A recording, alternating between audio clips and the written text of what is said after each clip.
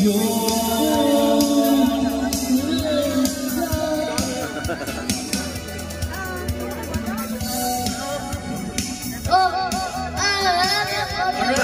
di ba? Ang galing niya. Tignan niyo guys. Nararapat na pag-ibig, awiting bago ay naghihintay para isayaw mo. Awiting bago ay naghihintay para isayaw mo.